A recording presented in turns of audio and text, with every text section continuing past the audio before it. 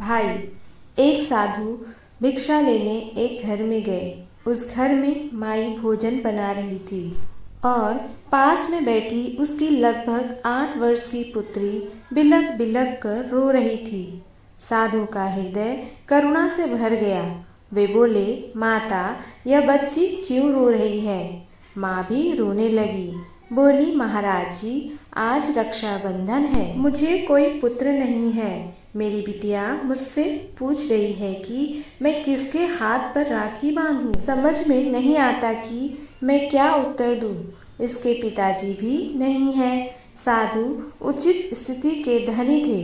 बोले, हे भगवान, मैं साधु बन गया तो क्या मैं किसी का भाई नहीं बन सकता? बालिका की तरफ हाथ बढ़ाया और बोले, बहन, मैं तुम्हारा भाई हूँ, मेरे हाथ पर राखी बांधो। साधु ने राखी बंधवाई और खुशी नामक उस बालिका के भाई बन गए। खुशी बड़ी हुई, उसका विवाह हो गया। कुछ वर्षों बाद उसके पेट में कैंसर हो गया। अस्पताल में खुशी अंतिम श्वास गिन रही थी। घर वालों ने उसकी अंतिम इच्छा पूछी।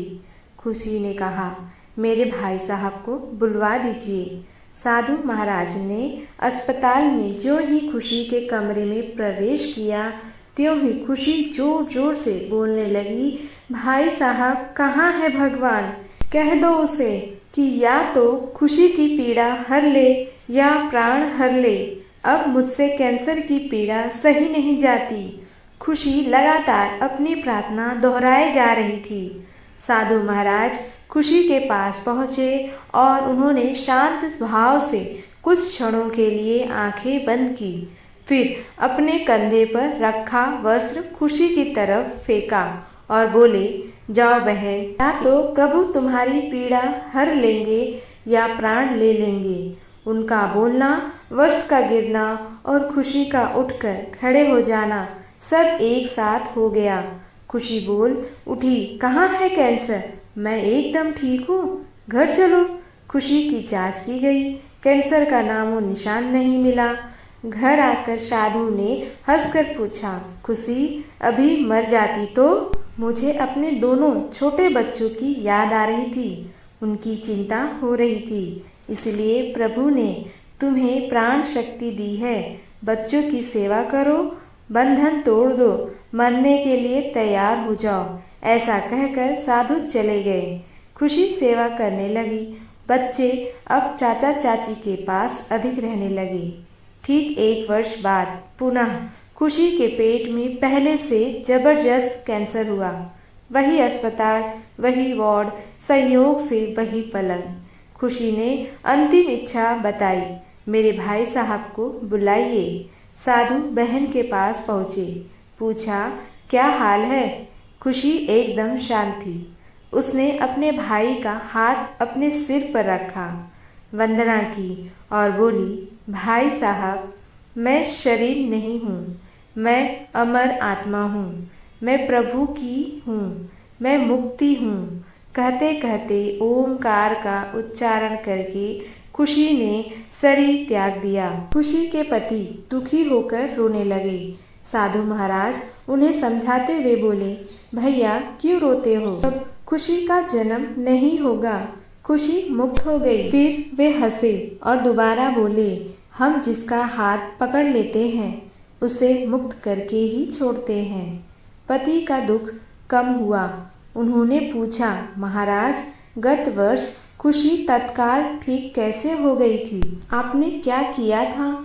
गत वर्ष खुशी ने बार बार मुझसे पीड़ा या प्राण हर लेने के लिए प्रभु से प्रार्थना करने को कहा। मैंने प्रभु से कहा, हे भगवान, अब तक खुशी मेरी बहन थी, इस क्षण के बाद वह आपकी बहन है, अब आप ही संभालिए।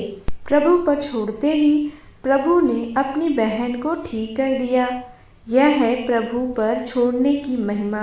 इंसान के दृढ़ निश्चय से जब दूर किनारा होता है, तूफान में टूटती कश्ती का एक भगवान ही सहारा होता है।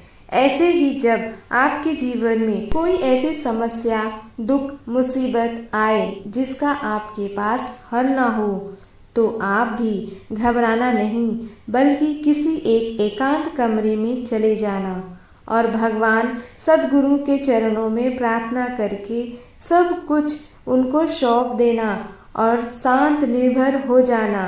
फिर जिसमें आपका परम मंगल होगा, परम हितैषी परमात्मा वही करेंगे।